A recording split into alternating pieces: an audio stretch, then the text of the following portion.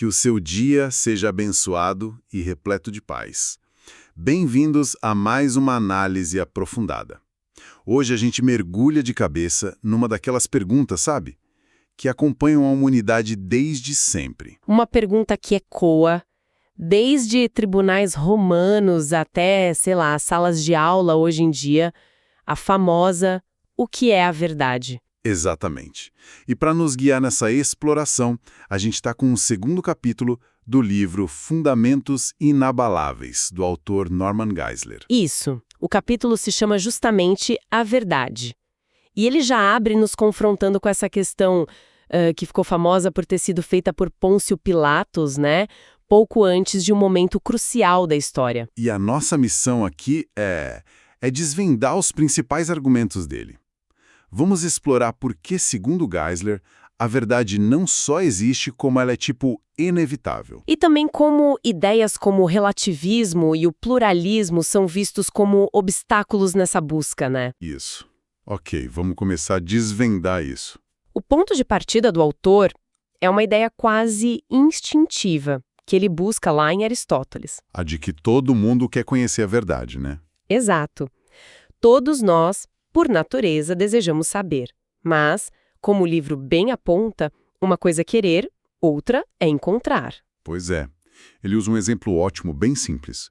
O de uma haste de aço, retinha, que quando você mergulha na água, ela parece torta. E essa é a questão central. Se os nossos próprios sentidos podem nos enganar sobre algo tão físico, tão tangível, o que dizer das coisas metafísicas? Tipo a existência de Deus, moralidade. Exato. O autor argumenta que, antes de tentar responder essas grandes perguntas, a gente precisa dar um passo para trás. Primeiro, entender a natureza da própria verdade. E segundo, será que a gente consegue conhecer essa verdade? E aí que entra uma palavra que às vezes assusta um pouco. Filosofia. Muita gente acha que é um assunto para acadêmicos, né?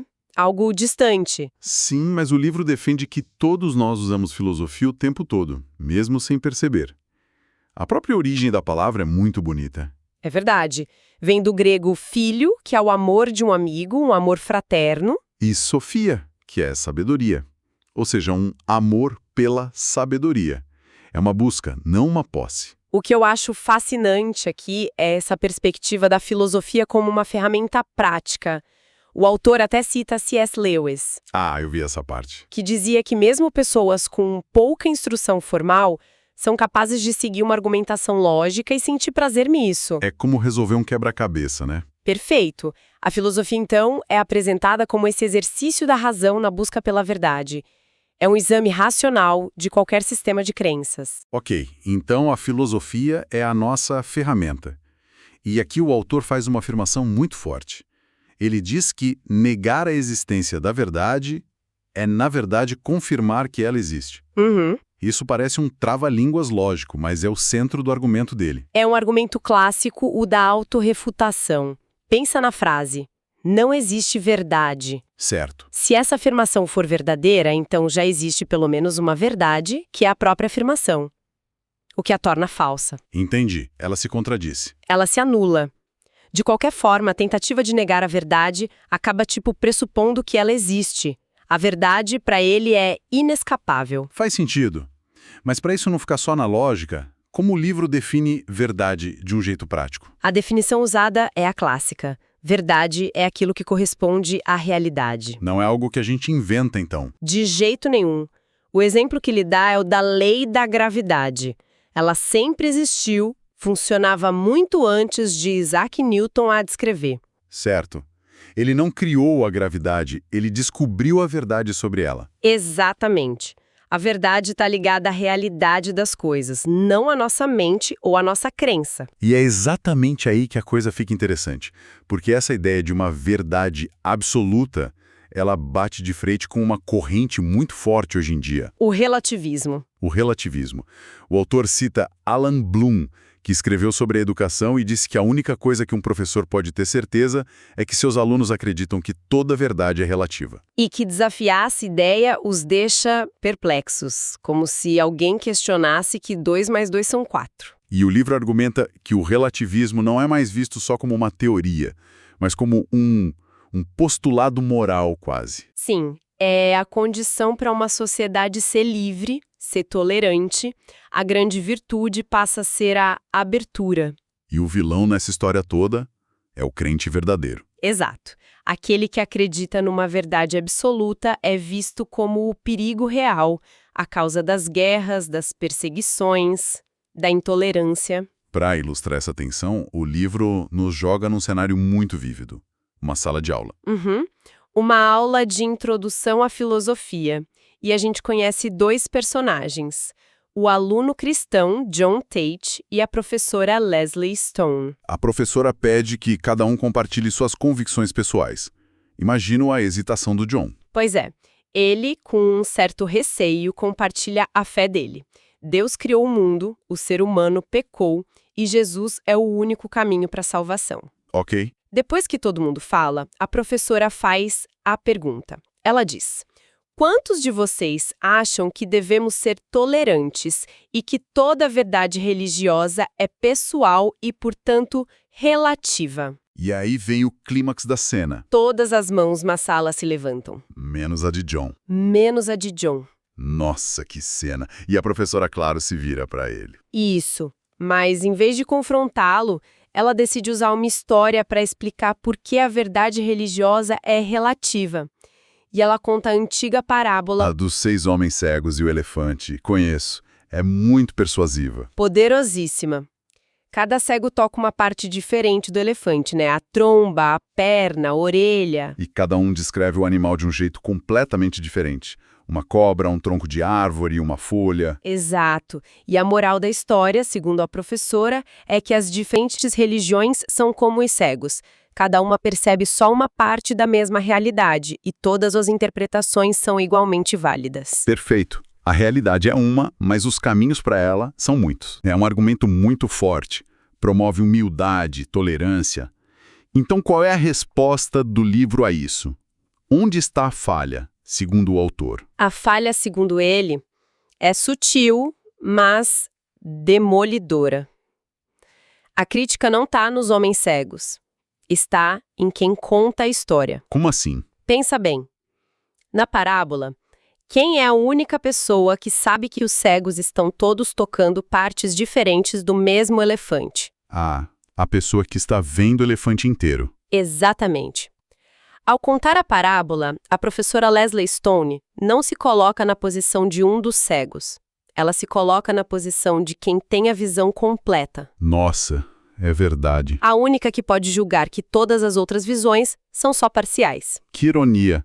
Então, para pregar o relativismo, ela precisa assumir uma posição de quem tem a verdade absoluta sobre a natureza da realidade. É a grande contradição. Ela usa uma verdade universal, que é a moral da parábola dela, para negar a possibilidade de outras verdades universais, como a do John. Ela se torna intolerante com a única visão que não é relativista na sala. Isso. Ela se torna uma crente verdadeira do relativismo. Essa é a armadilha, segundo o autor. Isso nos leva a uma raiz filosófica mais profunda, né? O livro aponta para o filósofo Immanuel Kant. Sim, ele aponta para o agnosticismo, especialmente o que se popularizou a partir das ideias de Kant. A ideia, de forma bem simplificada, é que existe um abismo entre a realidade como ela é em si e a nossa capacidade de conhecê-la. A gente só conhece as coisas depois que elas são, filtradas pela nossa mente. Nunca a realidade pura. Exato. Só conhecemos os fenômenos, não a coisa em si. Mas, de novo, o livro aponta uma autorrefutação aí também, né? Parecida com a do relativismo. A mesma lógica. A afirmação "eu sei que a realidade é incognoscível" é um paradoxo. Se você sabe isso sobre a realidade, então ela não é totalmente incognoscível. Você já conhece um fato fundamental sobre ela. Perfeito. É como dizer "eu não sei falar nenhuma palavra em português". Em português, a frase se anula. Faz todo sentido dentro dessa linha de raciocínio. Então, na visão do autor, o agnosticismo, o relativismo da professora, o pluralismo do elefante, todos eles tropeçam na mesma pedra lógica. Exatamente. O autor conclui que são posições insustentáveis. Afirmar que todas as visões são verdadeiras é o mesmo que dizer que nada é verdadeiro. É uma anulação mútua. Uhum. O livro diz: apontar para todas as direções é o mesmo que não apontar para nada. A busca pela verdade precisa de uma direção. Então, o que tudo isso significa? A análise que fizemos hoje, baseada em fundamentos inabaláveis, nos levou por uma jornada. Começa com o nosso desejo por verdade, Mostra como o pensamento moderno desafia isso com relativismo. mas termina argumentando que esses desafios são, logicamente falhos. Isso abre o caminho de volta para a defesa de uma verdade absoluta. E tem uma reflexão final no texto do filósofo Mortimer J. Adler, que eu acho muito boa. Ele diferencia questões de gosto de questões de verdade. Gosto e verdade. Pluralismo e tolerância fazem todo sentido em questões de gosto. Eu gosto de chocolate, você de morango. Não existe o melhor, são preferências. Certo. Mas as crenças filosóficas, religiosas, elas não são tratadas como gosto, né? E aí que tá a provocação final. Se as nossas convicções mais profundas fossem só gosto, por que as pessoas as defendem com tanta paixão?